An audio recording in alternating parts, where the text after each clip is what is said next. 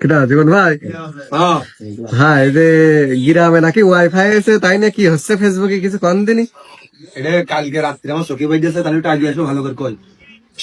এখন কথা হচ্ছে যে গ্রামে ওয়াইফাই বলতি এই জিনিসটা ভাইরাল হচ্ছে যে গ্রামের মানুষজন কন্টেন্ট তৈরি করে, ভিডিও তৈরি করে, মানে শহরের মানুষজন এ নিয়ে আবার একটু প্রতিবাদমূলক কথাবার্তা বলতেছে, মানে আকার ইঙ্গিতে বোঝা যাচ্ছে আর কি। তা এক্ষেত্রে আমি বলতে চাই যে শহরের যেসব নবাব শাহজাদি শাহজাদারা আছেন তাদের উদ্দেশ্যে আমি বলতে চাই যে আসলে দেখেন যে গ্রামের মানুষজন না থাকলে আপনারা না খাতি পেরে মনে করেন যে পুষে গুলেই মরে যাইতেন দুনিয়ার উপরে, সেটা বাস্তব কথা।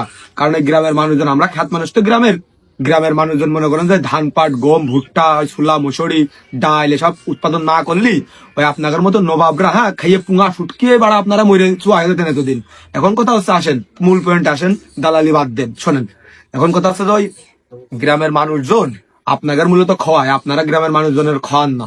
সুতরাং গ্রামের মানুষ একটা ভালো কাজ করবে তাদের আরো একটু পারলে একটু উৎসাহিত করুন, বুঝেছেন? ওই পুঙায় লাগালাগি কাজ করবেন না। আর গ্রামের মানুষজন আর ওই হ্যাঁ আর ওই যে বড় কথা যে 1971 সালে যে স্বাধীনতা যুদ্ধ, এখানে কিন্তু গ্রামগঞ্জের খেটে খাওয়া অসহায় শ্রমিক দরিদ্র হতদরিদ্র মানুষের অবদান কিন্তু বেশি ছিল। আপনারা একটু স্বাধীনতার ইতিহাস একটু ঘেটে দেখেন।